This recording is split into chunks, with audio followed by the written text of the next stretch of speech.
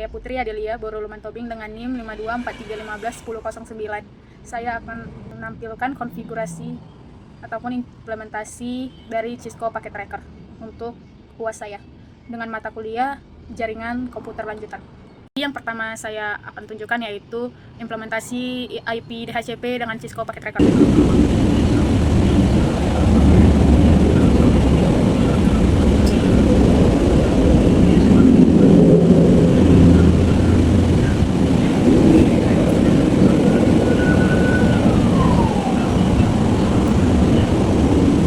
Di sini saya menambahkan server, switch, dan 3 PC. Kemudian menghubungkannya itu dengan copper string dari PC, dari server ke PC, ke switch.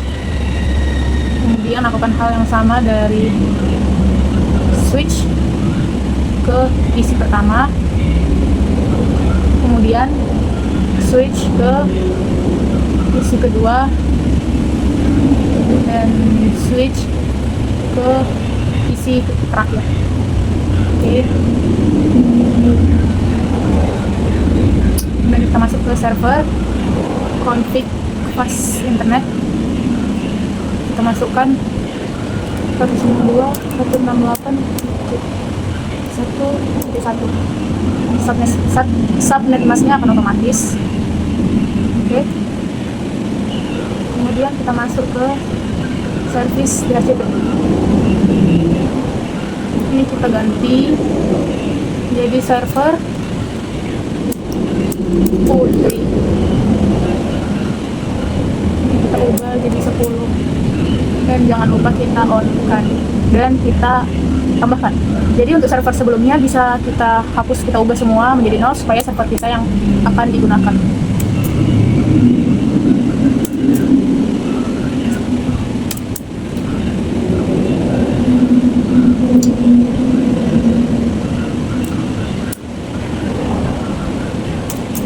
Oke, jangan lupa di save. Tadi server Putri juga udah on. Oke, kita masuk ke PC pertama.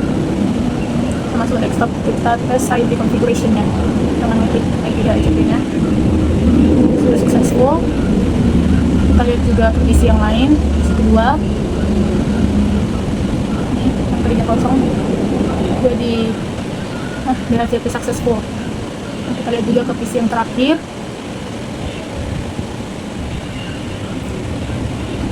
DHCP successful. Oke, bisa juga kita lihat dari command prompt. Nah, kita masukkan ping spasi 192.168.168.1.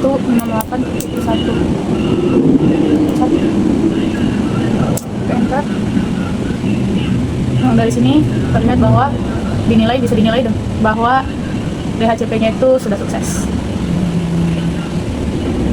Bisa juga dengan kita mengirim ini pesan dari sini ke sini.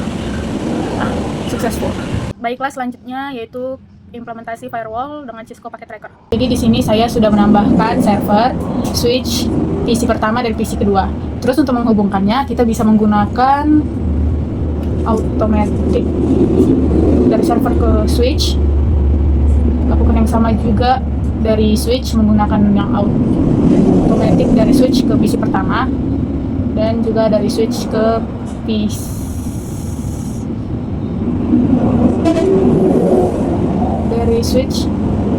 ke PC kedua. Oke, kita masuk ke server, ke config.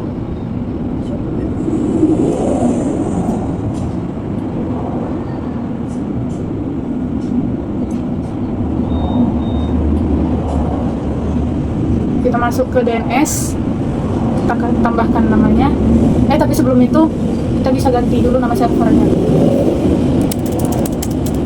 Itu 92.168.10.1. Terus ke PC pertama juga 192.168.10.2 dan ke PC terakhir. Kita tambahkan juga 192.168.10.2 10.3. Dari sini juga kita bisa nambahkan langsung bahwa PC pertama ini dia user pertama, dan PC kedua itu dia user kedua. Oke. Terus kita masuk ke server, ke bagian DNS kita masukkan putri.com. Addressnya yaitu 192.168.10.1. Kita tambahkan. Ini jangan lupa kita on kan. Kan? Oke, di save. Kemudian kita masuk ke email. Kita masukkan ini putri.com. Usernya kita buat user pertama. Passwordnya bisa kita buat sesuka hati. Di sini saya buat 123. Kita tambahkan. Lakukan hal yang sama untuk PC kedua dengan nama user kedua. Passwordnya juga bisa kita buat sesuka hati, tapi saya membuat yang sama juga, 123. Kita tambahkan. Oke, setelah itu kita masuk ke IP configuration. Kita masukkan IP address-nya yaitu 192.168.10.1, dan otomatis subnet mask-nya terisi. DNS servernya juga kita buat 192.168.10.1. Oke. Untuk default gateway-nya tidak kita buat karena dia itu server. Kita close. Kita lanjut ke PC yang pertama.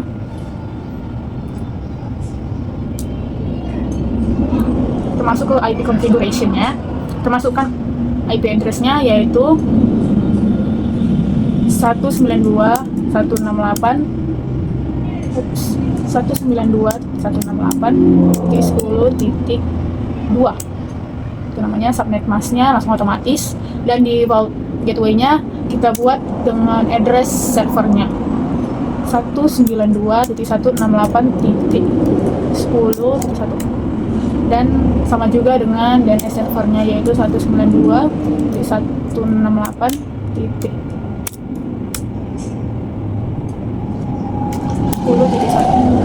Oke, ini udah pas. Kita close. Lanjutkan ke PC yang kedua, user kedua,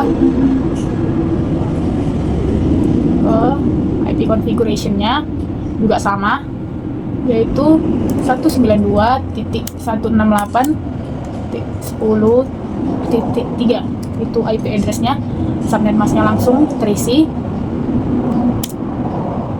Untuk default gateway-nya kita buat seperti yang PC pertama, 192.168.10.1, juga sama di DNS-nya yaitu 192.168.10.1. Oke, ini udah terisi, bisa kita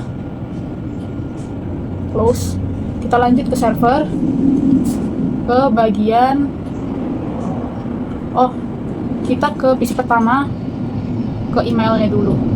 Bisa kita isi username-nya yaitu ini user 1, email address-nya yaitu user1@putri.com, karena itu nama yang tadi kita buat. Incoming mail servernya yaitu putri.com.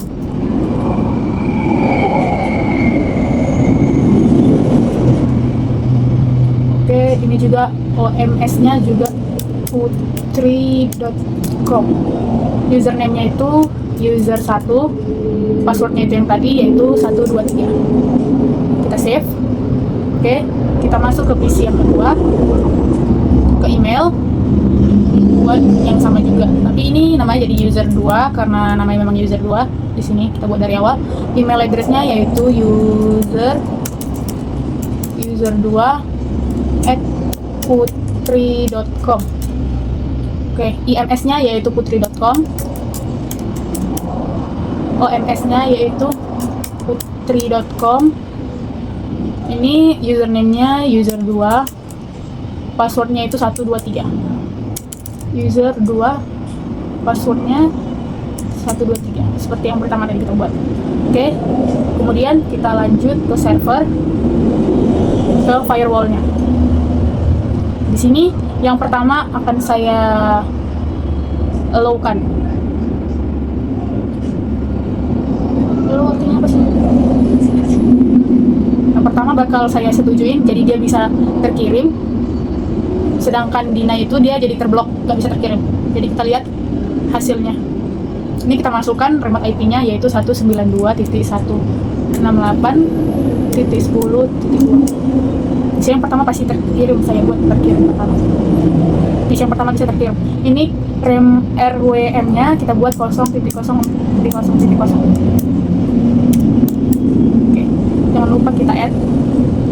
Terus yang kedua saya deny, pasti dia terblok, tidak terkirim.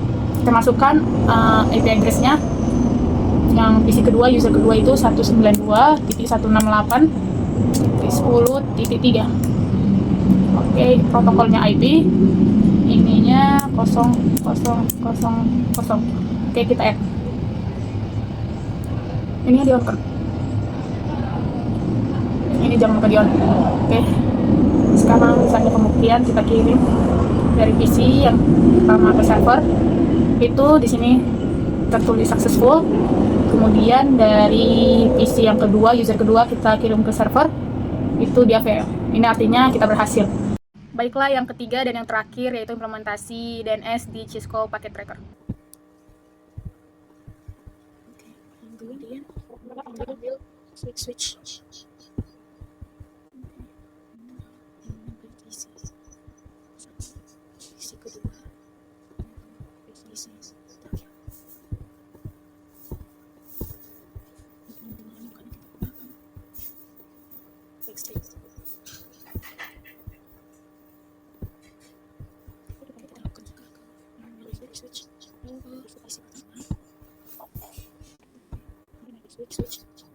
ke PC kedua, dan juga ke PC yang terakhir.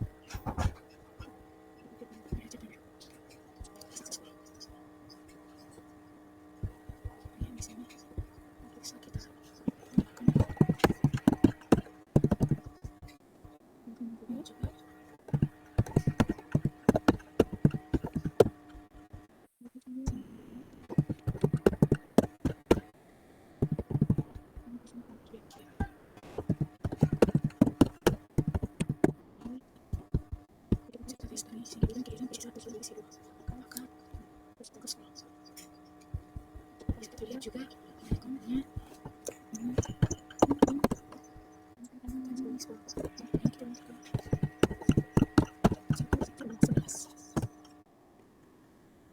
sekian aplikasi IDP, jadi saya